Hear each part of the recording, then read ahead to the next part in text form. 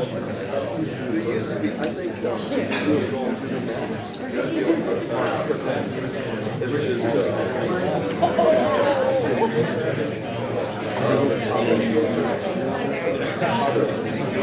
yeah. So we get on Google Maps, there's like H.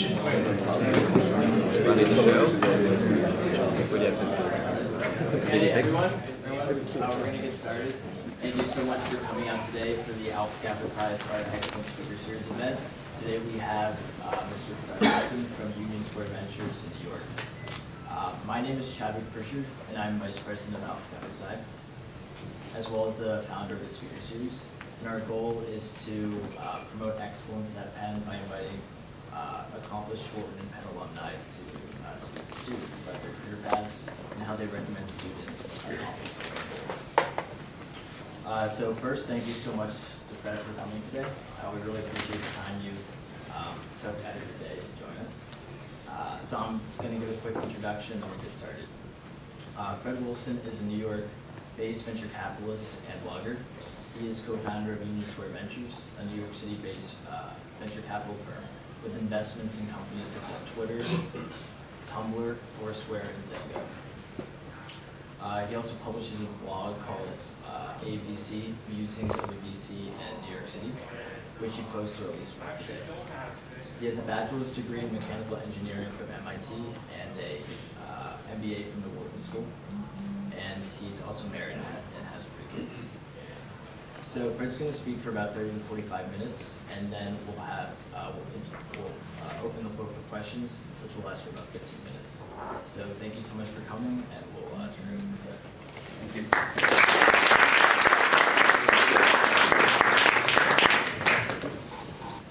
Can everybody hear me? Yes.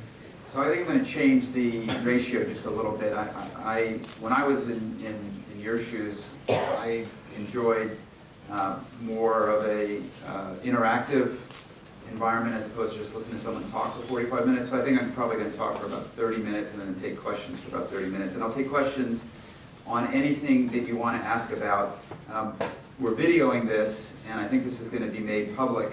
So if there's something that I can't comment on publicly, I'll probably just say that and not answer the question. But please feel free to ask me anything that you want, and if I can't answer it, I can't answer it. So what I wanted to talk about today was being contrarian. And I wanted to, I made some notes on the way down here, so if I'm looking at my phone, I'm not text messaging, I promise you. So I want to talk about being contrarian. And to me, being contrarian is very, very important, not just as an investor, but also as an entrepreneur. And frankly, I think it's important in lots of other things, not just in business, but also in terms of the way that you go about living in the world we're in.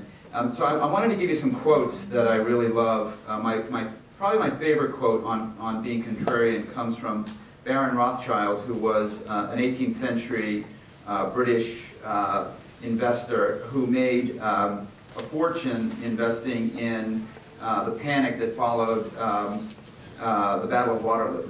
And he has a great quote about this where he says, buy when there's blood in the streets, even if the blood is your own.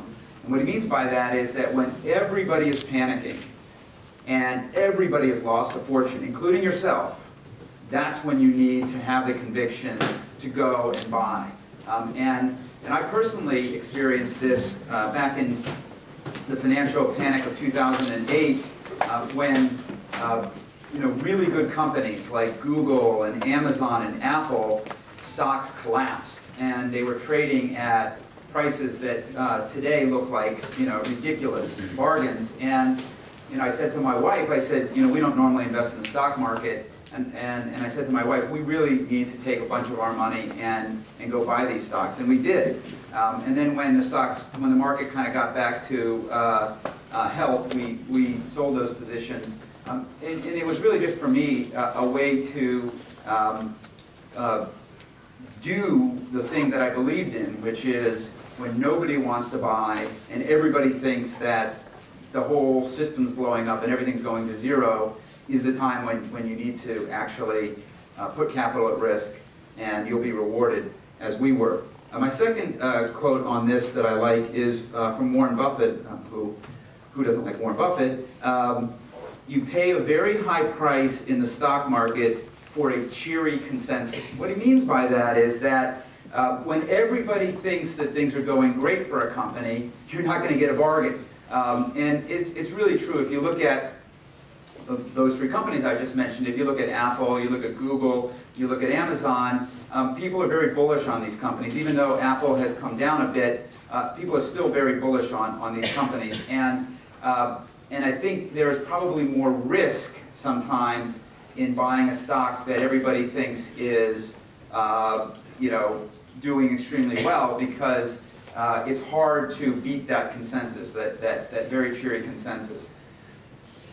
So taking it to the venture capital business, which is my business, Ben Horowitz, who is one of the two founding partners at Andreessen Horowitz, gave a presentation a couple weeks ago at the DLD conference in Munich, and he gave a slide presentation on the things that they look for when to make an investment. And at the end of the presentation, he concluded that we being Andreessen Horowitz, invest in college dropouts with insane ideas going after tiny markets with no way to monetize. And he wasn't joking. Paul Graham, the founder of Y Combinator, probably most of you know who Paul is, says the best startup ideas seem at first like bad ideas. Reid Hoffman, a founder of LinkedIn and now a general partner at Greylock, says world-changing startups need to be premised on accurate contrarian theories. What he means by that is you make money as an investor, or you make money as an entrepreneur when you're right about something that nobody thinks you're right about. You can't make money being right about something that everybody else knows. That's not the way you make money. And you can't make money being wrong about something. That's pretty much, you can maybe make money being wrong about something in a very short period of time, but over the long haul, if you're wrong, you're going to lose money. If you're right, but everybody else agrees with you, you're not going to make money. So the only real way to make money is to be right about something that nobody else or very few people agree with. And that is contrarianism in its purest form. And I've written that outrageous ideas produce outsized returns. And that in and of itself is contrarianism. So how do you go about internalizing being a contrarian? If you want to be a contrarian, how do you actually become one?